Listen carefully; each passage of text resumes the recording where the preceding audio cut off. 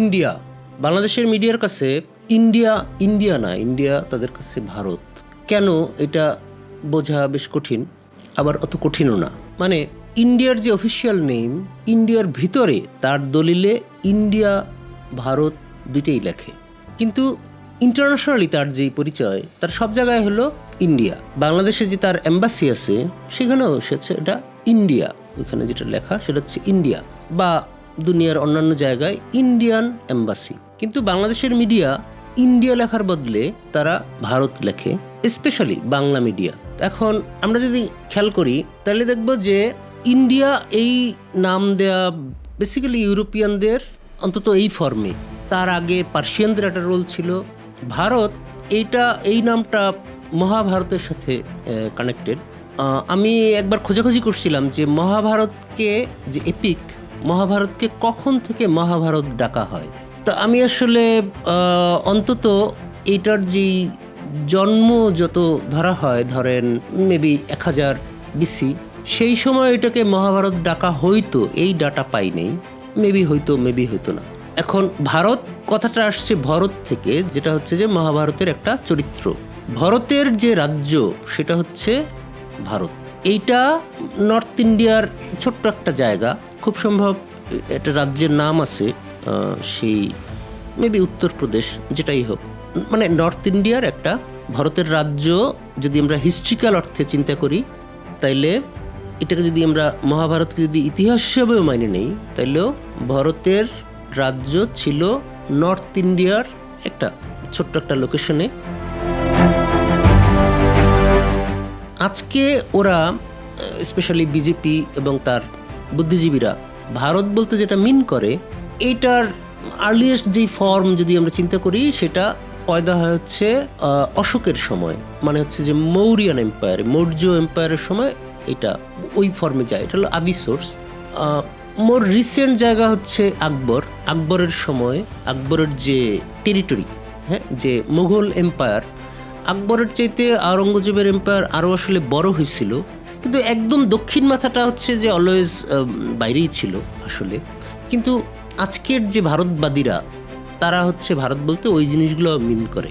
আর ওদিকে ইন্ডিয়া ইউরোপিয়ানদের দেওয়া নাম, এখানে স্পেশালি ইংরাজের কথা বলতে হয়।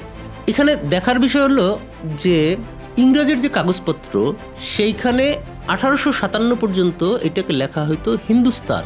ইতিহাসে যদি ঢোকেন তাইলে দেখবেন যে 1857 পর্যন্ত এটা ছিল একটা স্টেট, সেই স্টেটের নাম ছিল হিন্দুস্তান।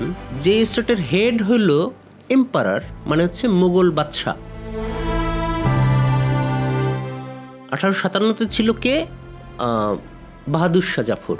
1857 যেই সিপাহী বিদ্রোহ, সিপাহী হুল, তখন ইংরাজ এটা পুরোটা দখল করে তারপরে হলো এইটা ব্রিটিশ ক্রাউনের আন্ডারে নেওয়া হইল, এবং এইটার নাম হইল ইন্ডিয়া, একটা ব্রিটিশ ডোমিনিয়ন, যেমন করে হচ্ছে যে অস্ট্রেলিয়া বা কানাডা, ওই অর্থে। তখন থেকে এইটা ইন্ডিয়া। তার মানে 1857 আসলে একটা স্টেট ডিজলভ হয়ে যাওয়া। তার আগে পর্যন্ত স্টেটের হেড ছিল এম্পারার। বাস্তবে ইংরেজের যতই পাওয়ার থাক না কেন, ইংরেজের দেওয়ানি আছে ইত্যাদি, আরও বহুবিধ তার পাওয়ার আছে। মুঘল বাদশার নিজের ওই অর্থে আর সেনাবাহিনীও ছিল না, সে আসলে এক ধরনের পেনশনভোগী ছিল। সেটা যাই হোক না কেন, কিন্তু সিম্বলিক্যালি এটা একটা স্টেট, যেই স্টেটে খবরদারি করতেছে ইংরেজ মানে হচ্ছে আসলে ইংরেজও না, আসলে ইস্ট ইন্ডিয়া কোম্পানি। তারপরে কাগজপত্রে এটা ইন্ডিয়া হয়, হিন্দুস্তানের বদলে ইন্ডিয়া লেখা হয়। আমরা 47 সালের যে ঘটনা, সেইটা নিয়ে যারা হচ্ছে কতক লোক হাহুতাশ করে, কেউ হচ্ছে যে ইতিহাসের বই লেখে, যেমন একটা বই আছে ইন্ডিয়া ডিভাইডেড। আমার পয়েন্ট হচ্ছে, এটা কি ইন্ডিয়া ডিভাইডেড হইল? এটা তো হচ্ছে হিন্দুস্তান ডিভাইডেড হয়েছে। কারণ একটা স্টেট হিসেবে যদি আমরা চিন্তা করি তাইলে এটা আসলে হিন্দুস্তান ছিল, এবং ব্রিটিশ ইন্ডিয়ার ভিতরে আরও জিনিসপত্র ছিল, যেমন এই যে বার্মাও তো হচ্ছে যে তারা দখল করছে, এবং হচ্ছে যে ইংরেজ শাসনের ভিতরে ছিল, ওই ডোমিনিয়নের ভিতরে ছিল। আমার মতে হচ্ছে যে হিন্দুস্তান ডিভাইডেড হয়ে অনেকগুলো স্টেট হয়েছে। পাকিস্তান, ইন্ডিয়া, হায়দ্রাবাদ, সিকিম, এরকম অনেকগুলো স্টেট হয়েছে, যার কয়েকটা ইন্ডিয়া দখল করছে, আর পাকিস্তান থেকে হচ্ছে পরে বাংলাদেশ হলো, পাকিস্তান ভাঙা। এখন যদি আপনি একটা ধরেন ইতিহাসে আরেকটা জিনিস হচ্ছে ইন্ডিয়ান সিভিলাইজেশন যদি খেয়াল করেন, ইন্ডিয়া যেহেতু এটা সিন্ধুর থেকে আসছে, সিন্ধু নদীর পুরোটাই হচ্ছে এখন পাকিস্তানে। তার মানে ইন্ডিয়ান সিভিলাইজেশন যেটা যেটা যেটা হচ্ছে যে হরপ্পা, মহেঞ্জোদারো, এই যে ইন্ডাস সিভিলাইজেশন যেটাকে বলে, এটা তো আসলে পাকিস্তানে, এটা তো এখনকার ইন্ডিয়ায় না। তাহলে এখনকার ইন্ডিয়া সেটা হচ্ছে আসলে ব্রিটিশ ইন্ডিয়ার একটা পার্ট, যেটা হিন্দুস্তানের একটা পার্ট। হিন্দুস্তানকে ইংরেজরা ইন্ডিয়া বানাইছে, সেই ইন্ডিয়াকে ইন্ডিয়া ধইরা তারপরে হচ্ছে যে অন্যরা আলাপ করতেছে এবং দেশ ভাগের বেদনা পাচ্ছে কেউ, আবার কেউ হলো যে আপনার এটা যে এক থাকলো না, এই যে অখণ্ড ভারত, অখণ্ড ইত্যাদি, এই জিনিসটা ইতিহাসে ওই অর্থে কখনো ছিল না। এবং যখন আপনি এই অখণ্ডতার কথা বলেন তখন হচ্ছে যে আপনি যেটা করেন, ধরেন আমাদের একটা ফান্ডামেন্টাল জায়গা যদি হয় হচ্ছে মুর্শিদাবাদের নবাবরা, সেই জিনিসগুলোকে তখন আপনি ডিজোন করতেছেন, আপনি তখন সেটাকে আর লেজিট ভাবতেছেন না ওই অখণ্ডতার আইডিয়ার থেকে।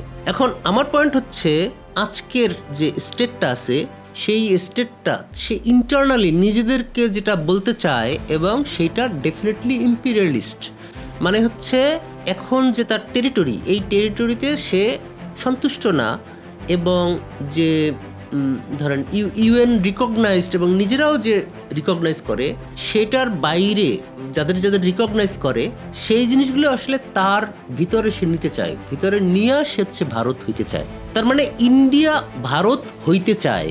এখন এই ইন্ডিয়ার যদি ইন্টারন্যাশনাল নাম হয় ইন্ডিয়া, আর আপনি যদি ডাকতে থাকেন ভারত হিসেবে, তাইলে এই ইন্ডিয়ার স্পেশালি আরএসএস, বিজেপি, তাদের যে ভারত হওয়ার বাসনা, সেইটাতে আপনি এজাজত দিতেছেন।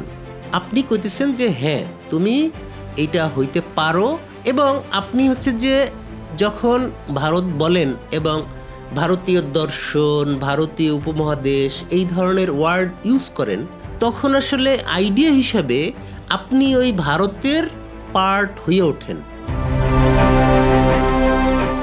তো তাহলে আপনি চিন্তা করেন যে আপনি বাংলাদেশ বা পাকিস্তানের সভরেন্টিকে কোন জায়গায় দেখতেছেন, এবং বাংলাদেশ হওয়াটা নিয়ে আপনি কি তাহলে আফসোস করতেছেন নাকি আপনি খুশি? মজার জিনিস হচ্ছে যারা হচ্ছে ৭১ নিয়ে হচ্ছে যে অনেক কথাবার্তা বলে, ৭১ নিয়ে যাদের অনেক গর্ব, সেই লোকগুলোই হচ্ছে ইন্ডিয়ারে ভারত হিসাবে দেখা, মানে হচ্ছে যে বিজেপি, আরএসএস বা হচ্ছে যে কংগ্রেসের যেই অরিজিনাল ন্যারেটিভ, যেটা হচ্ছে যে কংগ্রেসের যে অরিজিনাল চেষ্টা অখণ্ড ভারতের, যেটা হচ্ছে যে আপনার মহাত্মা গান্ধী, হ্যাঁ, যেটার জন্য জিন্নাকে ঘুষও দিতে চাইছে, সেই চেষ্টার পক্ষে কথা বলতেছে কারা? যারা আসলে বাংলাদেশে এখন ৭১পন্থী হিসেবে নিজেদের চিহ্নিত করে, তারা মুক্তিযুদ্ধ ইত্যাদি। এই তার অর্থ কি দাঁড়ায়? যে তারা বাংলাদেশ আসলে ততক্ষণই বাংলাদেশ যতক্ষণ পর্যন্ত সেটা ইন্ডিয়া না। মানে হলো যে বাংলাদেশ পাকিস্তান এক হিসেবে যখন ছিল, তখন তারা তাদের জার্নি ছিল বাংলাদেশ হওয়া।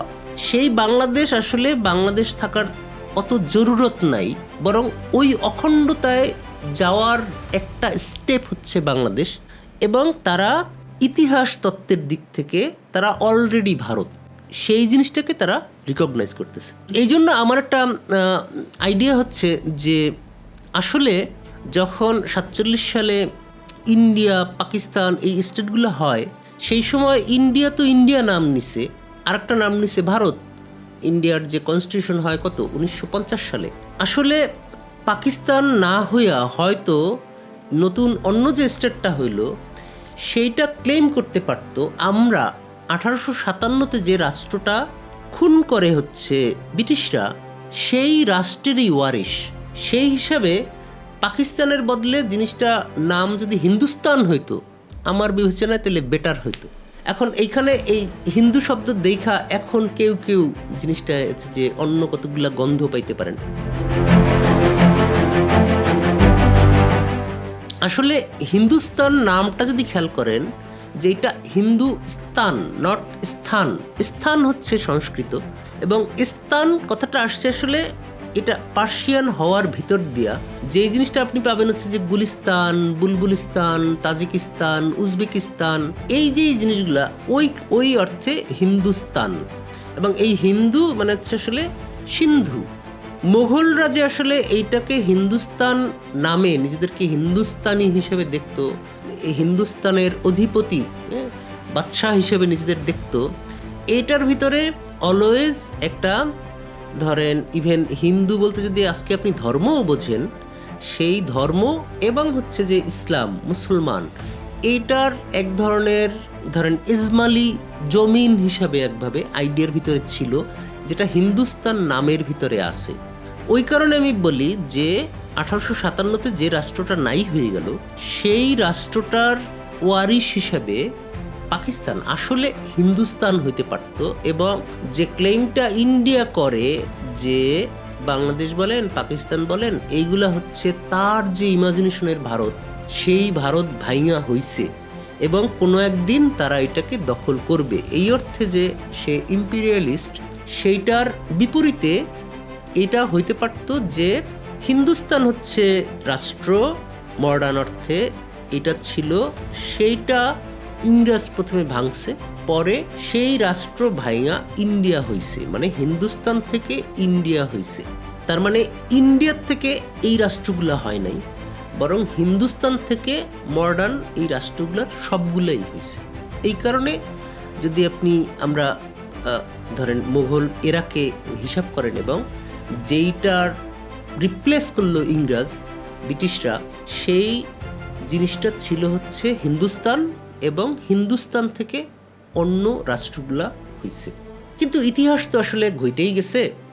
এখন আসলে যেটা আমার মনে হয় আমাদের যেটা করতে হবে সেটা হলো যে অন্তত ইন্ডিয়াকে ইন্ডিয়া নামে চেনা, তার যে ইন্টারন্যাশনাল নাম সেইটাকে চেনা এবং তার যেই রাজনৈতিক মঞ্জিল এবং রাজনৈতিক তার যে এজেন্ডা সেইটা কিভাবে ভারত নামের ভিতরে বাস্তবায়িত হয়, বা তার যেই খুব সম্ভব এটা তার একটা ইন্টেলেকচুয়াল তরিকা, যে তরিকার ভিতরে হিস্ট্রিওগ্রাফিক তরিকা, যেটার ভিতর দিয়া আগে ইনডক্ট্রিনেট করা হইতেছে অন্যদের, এবং এইটা আমাদের মিডিয়া আমরা ভারত লেখার ভিতর দিয়া ভারতীয় উপমহাদেশ, ভারতীয় দর্শন, এই জিনিসগুলা করবার ভিতর দিয়া আমরা আসলে সেটাকে ভ্যালিডেট করতেছি, এজাজত দিচ্ছি এবং নিজেরা ইনডক্ট্রিনেটেড হচ্ছি।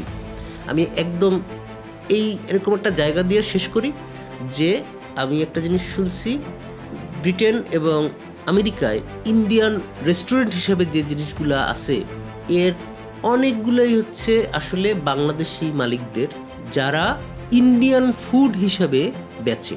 এখন এটার একটা গ্লোবাল মার্কেট আছে, কিন্তু এটার যে স্যাড পার্ট সেটা হচ্ছে তারা বাংলাদেশের এবং বাংলাদেশি যে ফুড সেই জিনিসগুলোই হয়তো বেচতেছে, কিন্তু তারা পরিচিত হচ্ছে ইন্ডিয়ান ফুড হিসেবে। খেয়াল করেন, এটাও কিন্তু ইন্ডিয়ান, নট আবার ভারতীয়। আপনি যখন ভারতীয় উপমহাদেশ এইভাবে দেখেন, ভারত লেখেন, তখন আসলে এই ইন্ডিয়া আস্তে আস্তে ভারত হইয়া উঠতে থাকেন আপনি নিজের মনের ভিতরেই, যদিও আপনি বাংলাদেশ। সেইটাই হচ্ছে এখনকার ইন্ডিয়া, বিজেপির ইন্ডিয়া, আরএসএস, তারা এইটাই চায় এবং এই জিনিসটা তারা আন্দাজ করি কিছুদিনের মধ্যে তারা এই জিনিসটা ইমপ্লিমেন্ট করবে, যেটা এখন ইন্ডিয়ান এম্বাসি সেইটাকে ভারতীয় এম্বাসি, ভারত নিজেদেরকে বলা, এইটা গ্লোবালি তারা শুরু করতে পারে। এই এজেন্ডার দিকে আস্তে আস্তে তারা যাবে, এরকম একটা আন্দাজ আমি করি।